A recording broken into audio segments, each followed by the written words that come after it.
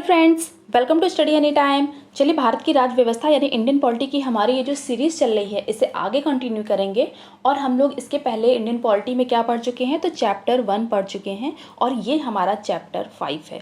अब आप सोच रहे होंगे कि चैप्टर 5 पे हम लोग डायरेक्ट कैसे आ गए, है ना। चैप्टर 5 पढ़ाने का मेन रीज़न ये है कि पेट का जो एग्ज़ाम आया हुआ है उसमें जो है वो जनरल अवेयरनेस में टॉपिक क्या दिया गया है, भारत के राज्य और केंद्र शासित प्रदेश, है ना। अब जनरल अवेयरनेस में ये टॉपिक डालने का मतलब ये है कि अगर पेट में जो है वो प्री में एग्ज़ाम में पूछा जा रहा है तो उसे अगर ज्योग्राफी के हिसाब से पूछना होता तो ज्योग्राफी में डाला गया होता ये टॉपिक, इंडियन पॉलिटी के हिसाब से पूछा गया होता तो पॉलिटी में डाला जाता। लेकिन अगर ये जनरल अवेयरनेस में डाला गया है तो इसका मतलब है कि ज्योग्राफी और पॉलिटी दोनों के नज़रिए से इम्पॉर्टेंट है, इसलिए इस टॉपिक को अच्छे से पढ़िए, है ना, ताकि आपका कोई भी क्वेश्चन छूटे ना। और इसके अलावा ये यूपी पीसीएस के द्वारा जो अभी तक एग्ज़ाम में आई हुई चीज़ें हैं, जो आ सकती हैं, जो मोस्ट इम्पॉर्टेंट हैं, वही चीज़ें इसमें कवर की जा रही हैं। ठीक है, तो हम लोग का आज का टॉपिक है भारतीय संघ और उसका राज्य क्षेत्र। ये 2 पार्ट में होगा, ये पार्ट 1 है, ठीक है, पार्ट 1 है। और इसके अलावा सेकंड पार्ट होगा, उसमें हम लोग देखेंगे कि जो राज्य जो है वो कैसे उनका गठन हुआ है और किन किन राज्यों से मिलकर के हुआ है और उनका स्थापना वर्ष क्या है ना। तो वो पॉलिटी के नज़रिए से देखेंगे। इसके अलावा हम लोग ज्योग्राफी के अकॉर्डिंग उन चीज़ों को पढ़ेंगे। ठीक है, अब इसमें जो है हम लोग आगे चलते हैं।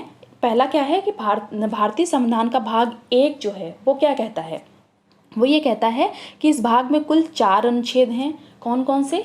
1, 2, 3 और 4। ये चारों अनुच्छेद किस पार्ट में आते हैं भारतीय संविधान के?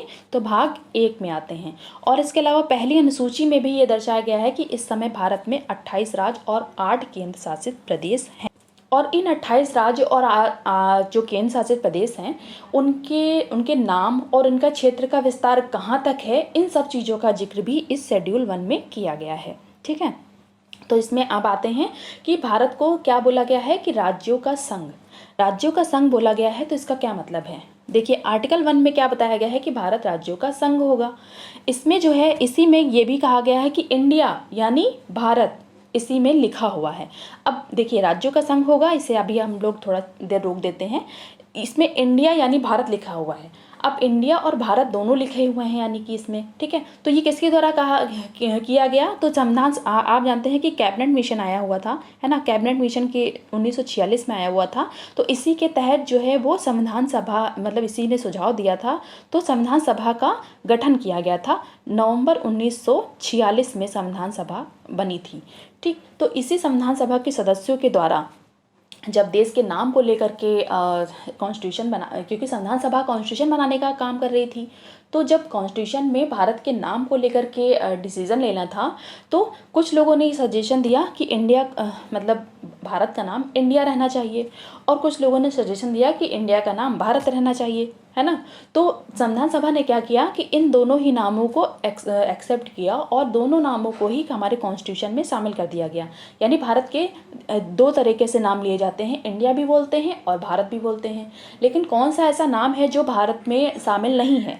तो वो कौन सा है? हिंदुस्तान, है ना। हिंदुस्तान शब्द का जिक्र कहीं पर भी नहीं है, लेकिन हिंदुस्तान बोला जाता है, लेकिन जिक्र कहीं पर भी नहीं है। फिर इसके बाद आप देखिए, भारत राज्यों का संघ होगा। इसके बारे में समझने के लिए आप यहाँ पे आइए, है ना। तो इसमें जो है इस संबंध में कि भारत राज्यों का संघ होगा, डॉक्टर भीमराव अम्बेडकर जी ने क्या कहा? पहला उन्होंने कहा कि भारतीय संघ अमेरिकी संघ की भांति राज्यों के बीच हुए किसी समझौते का परिणाम नहीं है। और सबसे पहली बात कि हम लोग एम लक्ष्मीकांत बुक के अकॉर्डिंग पढ़ रहे हैं, तो हम लोग उसी के अकॉर्डिंग ही कवर करेंगे चीज़ों को, है ना, और आगे बढ़ेंगे। अब इसमें जो है वो क्या बताया गया है कि अमेरिकी संघ की भांति राज्यों के बीच हुए समझौते का परिणाम नहीं है।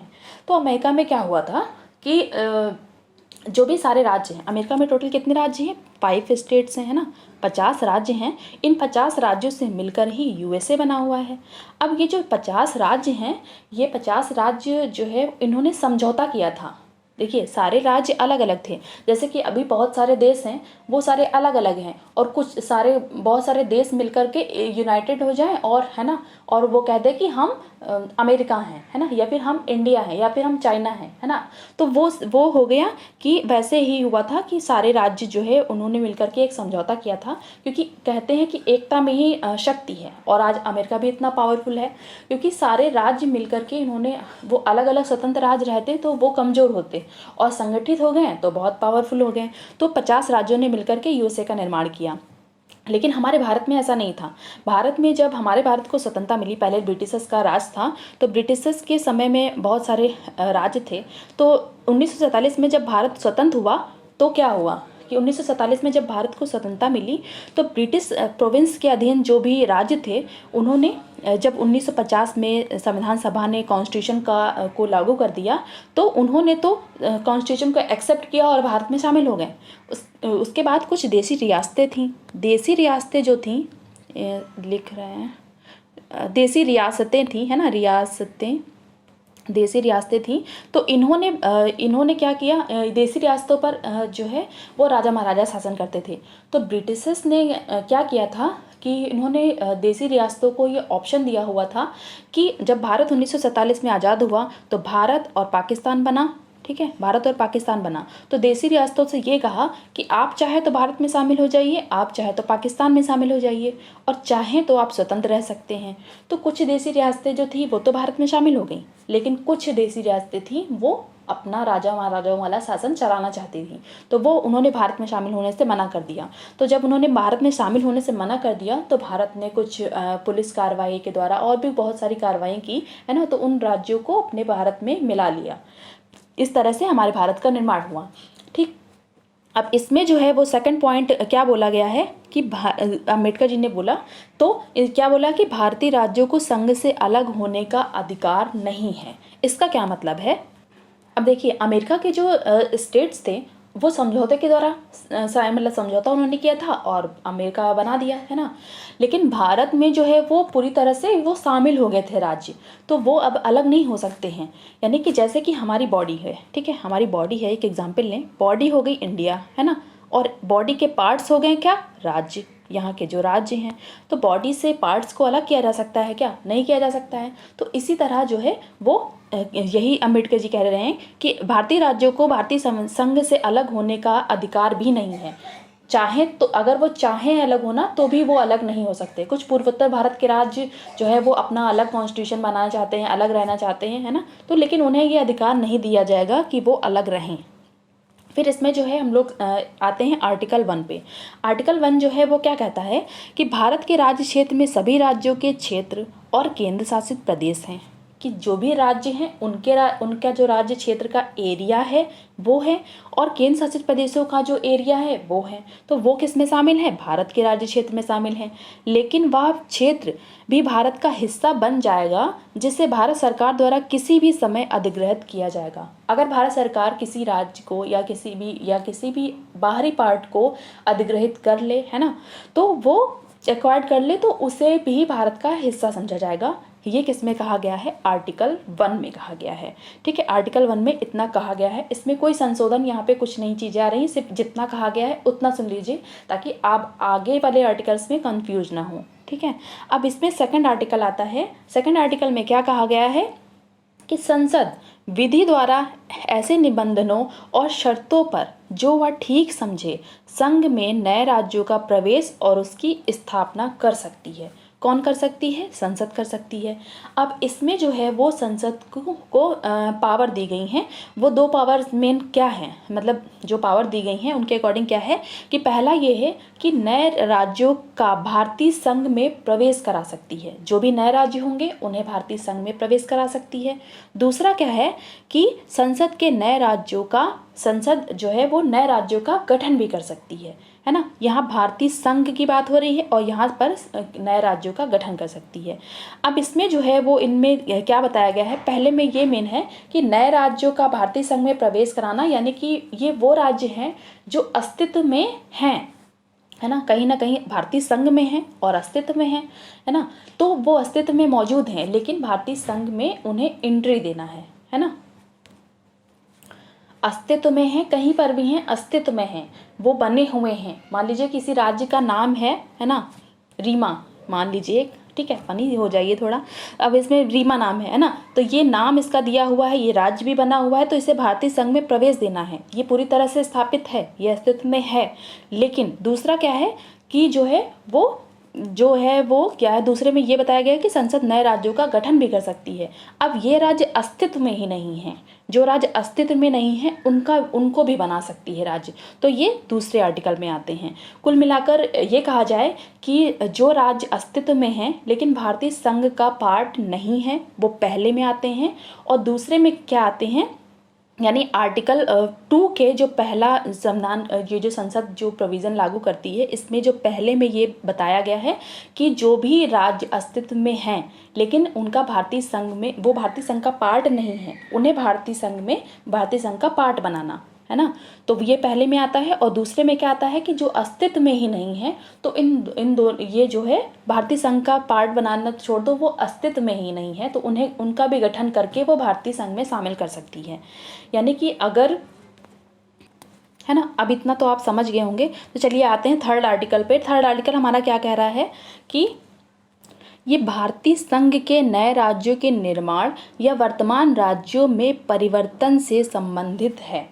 वो क्या थे, जो सेकंड आर्टिकल था वो क्या बता रहा था कि वो भारत का पार्ट नहीं है, उसके भारतीय संघ में शामिल करना है ना, वो दोनों तरीके से शामिल करना है। लेकिन ये क्या है, भारतीय संघ में शामिल हैं लेकिन इनमें नए राज्यों का निर्माण और वर्तमान राज्यों में जो परिवर्तन है वो आर्टिकल 3 में आता है।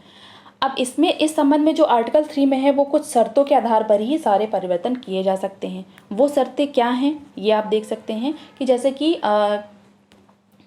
यहीं पर देखते हैं कि इस संबंध में जो आर्टिकल 3 में जो कौन से शर्तें हो सकती हैं कि अगर कोई इन सारी चीज़ों में, यानी कि जो नए राज्यों का निर्माण करना है या वर्तमान राज्यों में परिवर्तन करना है, कोई भी ये सारे चीज़ें करनी है, तो वो जो अध्यादेश होगा, अध्यादेश जो पारित किया जाएगा वो पहले राष्ट्रपति के पास जाएगा। राष्ट्रपति जब उससे मंजूरी देगा अपनी, उसके बाद राष्ट्रपति क्या करेगा, उसे उस संबंधित राज्य के विधानमंडल में भेजेगा। तो विधानमंडल में जो है वो, अगर विधानमंडल उसमें कुछ सजेशन देता है, सजेशन दे या ना दे, है ना, दोनों तरीके से वो पारित ही समझा जाएगा और राष्ट्रपति उसे फिर संसद में भेज देता है ना, तो ऐसा होता है। और नॉर्मली क्या होता है कि किसी भी राज्य का, देखिए राज्य से रिलेटेड मैटर है, किसी भी राज्य तो 28 है ना, तो अलग अलग राज्य के से रिलेटेड मैटर हो सकता है। तो ज़्यादातर नामों में परिवर्तन या इनके जो राज्य का निर्माण करना है ना, राज्य का निर्माण नहीं लेकिन राज्य के नामों में परिवर्तन जो है वो ज़्यादातर राज्य ही भेजते हैं, है ना, राज्य भेजते हैं संसद के पास कि आप हमारे राज्य के इस क्षेत्र में या इस चीज़ में परिवर्तन कर दीजिए,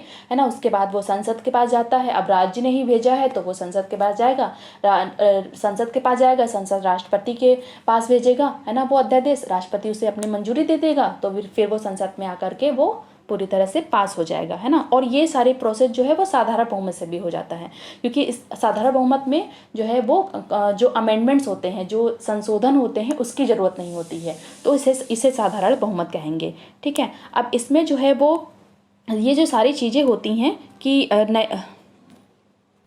इसमें जो है वो राज्य के पुनर्गठन संबंधी जो शक्ति है वो किसे दी गई है, तो ये दी गई है संसद को ये जो शक्ति दी गई है। तो इसमें हम लोग पहला पॉइंट देख लेते हैं कि संसद जो है वो विधि द्वारा राज्य में से उसके कुछ भाग को अलग करके, विधि द्वारा करती है लेकिन, कि कुछ भाग को अलग कर सकती है, या दो से अधिक राज्यों को मिला सकती है, या फिर वो जो राज्य हैं उनके कुछ भाग को मिला सकती है तो नए भाग का निर्माण कर सकती है, और इन सबको मिलाकर नए राज्य का निर्माण कर सकती है।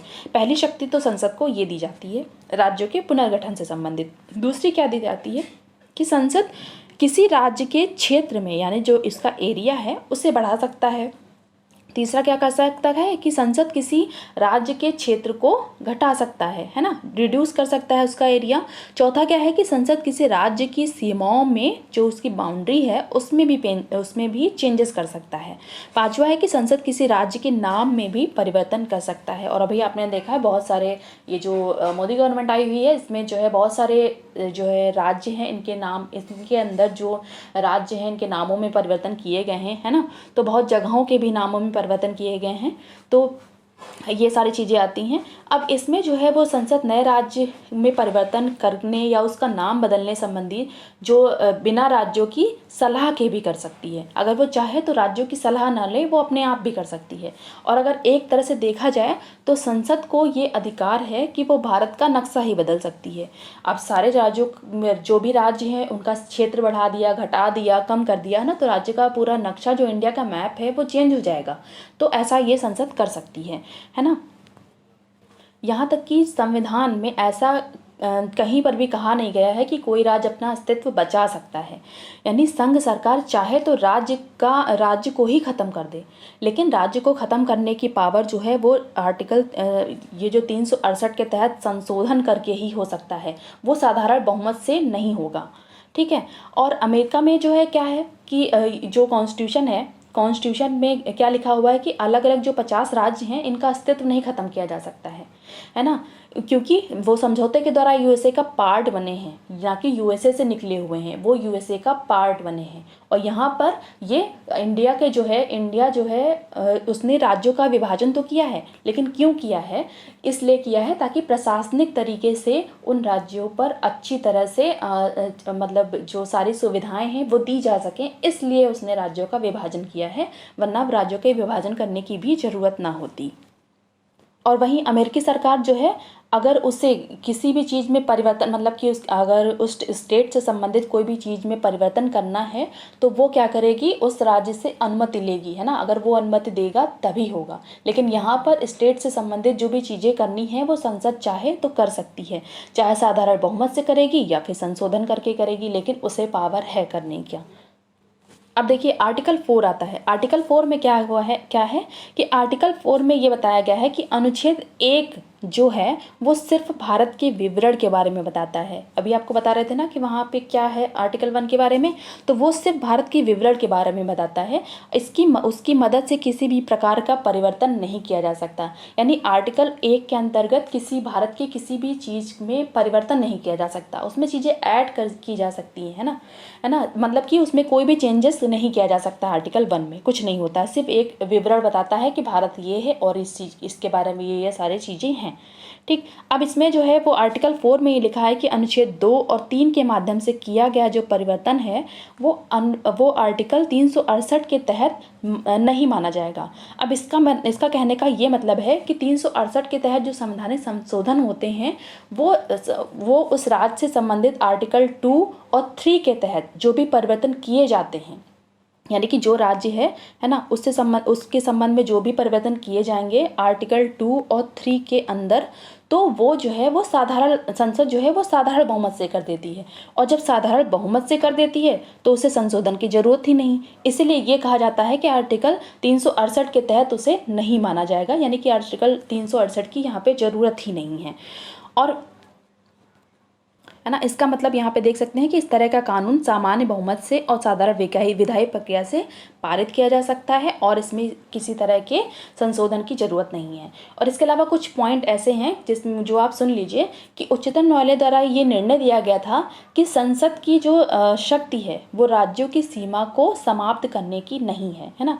अगर संसद जो है वो साधारण बहुमत से ऐसा करना चाहे तो नहीं कर सकती है ना। और अगर चाहे तो भारतीय क्षेत्र को अन्य देशों को अगर देना चाहे तो वो तो ये तो बिल्कुल नहीं कर सकती है ना। अगर ये दोनों चीज़ें उसे करनी है तो वो 368 के तहत संशोधन करेगी, उसके बाद ही ऐसा कर सकती है। फिर क्या है कि 1969 में सुप्रीम कोर्ट ने ये भी कहा था कि जो अगर भारत है ना, मान लीजिए भारत है और भारत के अलावा कोई अन्य दूसरा देश है, तो इनके बीच में जब लैंड बाउंड्री से संबंधित जो इश्यूज होते हैं ना, जो विवाद हो जाते हैं, तो संवैधानिक संशोधन की यहाँ पे संवैधानिक संशोधन की जरूरत नहीं पड़ेगी। यहाँ पे कार्यपालिका चाहे, है ना, कार्यपालिका के द्वारा ही इन चीज़ों को सुलझाया जा सकता है, यानी कि एग्जीक्यूटिव के द्वारा, है ना, जो एग्जीक्यूटिव होती है इसके द्वारा इन चीज़ों को सुलझाया जा सकता है। लेकिन एक चीज़ यहाँ पे ये है कि अगर भारतीय क्षेत्र में कोई मतलब यानी कि जो भारत है उसे अगर दूसरे देश को अपना जो हिस्सा देना है तो ये जो है ना वो नहीं कर सकती है। वो मतलब साधारण प्रक्रिया के द्वारा, यानी कि कार्यपालिका की मदद से वो दूसरे राज्य के पार्ट को भारत में तो शामिल कर सकती है, लेकिन इसके द्वारा वो अपने भारत के पार्ट को किसी दूसरे देश को नहीं दे सकती है। और वो उससे करना होगा तो उसे आर्टिकल 368 के तहत जब वो संवैधानिक जो जब संशोधन के द्वारा वो पूरा प्रोसेस होगा, उसके बाद ही ये सब सारी चीज़ें होंगी। ठीक है, अगर आपको सारी चीज़ें समझ में आ गई हों तो प्लीज़ वीडियो को लाइक कर दिया करिए और चैनल को सब्सक्राइब कर लीजिए, और हो सके तो शेयर कर दिया करिए। Thank you.